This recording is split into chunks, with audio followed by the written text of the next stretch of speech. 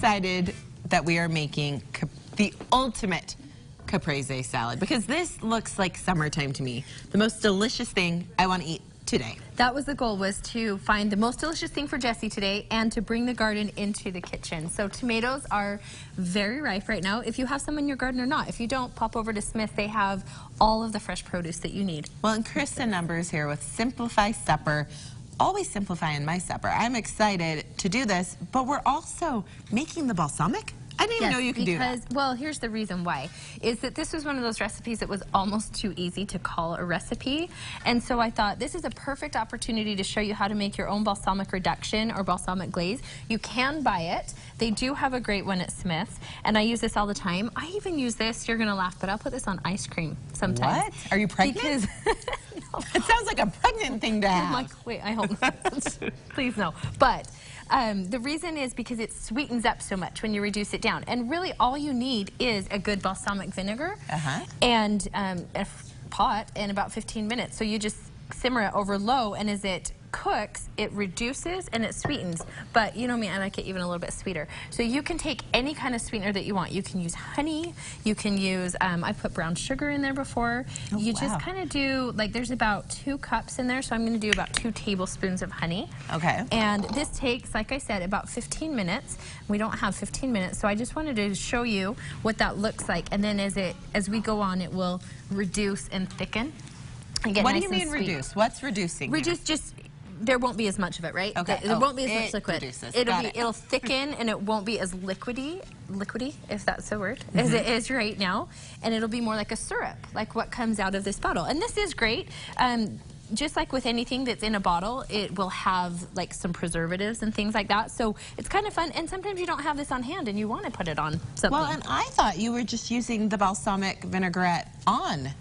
And you can. Like if you go to a restaurant, 9 times out of 10, that's what you'll get is a caprese salad with just some oil and vinegar, and that's great too. It's delicious just like that. Why do you like it better with this? This is what makes it the ultimate. It's sweet, and do you want to try some? I do want to try some. I'm going to pull this over here, and we're going to assemble our own. I want to show you these great tomatoes that I got, and you were just commenting on the different kinds. Yeah, when I've made it, I just grab an heirloom tomato and put it down, put the mozzarella on top. There's nothing wrong with that. And throw it together. But you've got different kinds of tomatoes and different sizes. Mix it up a little bit. And then I love these little cherry tomatoes. I grabbed some yellow and some red. Just put a little bit of extra virgin olive oil on there. Some nice coarse sea salt and pepper.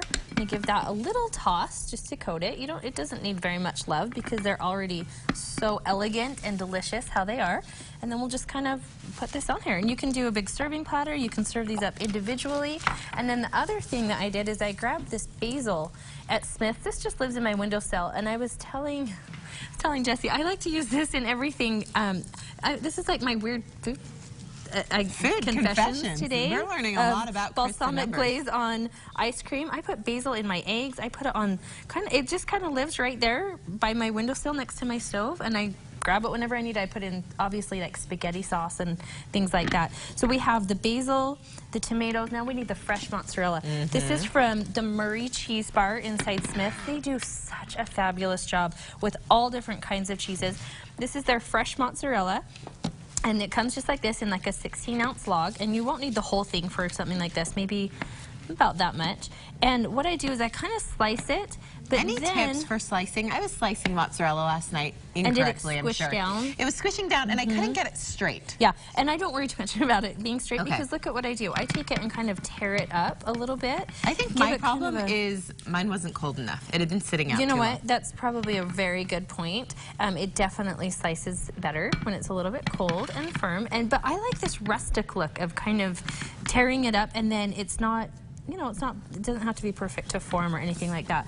So then what we would do is when this reduces down, you could take it and just drizzle it over the top. I'm gonna look how shortcut. good. It looks so delicious. And I love the way you've made it. Makes me feel like I think of caprese salad as an appetizer or something, a finger food you'd be doing. This can be lunch. This can be salad. This can be dinner. This is, it's a full meal in one, and a little bit more salt and pepper. Well, and I love you even if it's not enough of a meal for you or your husband or someone that's eating with you, grab this bread.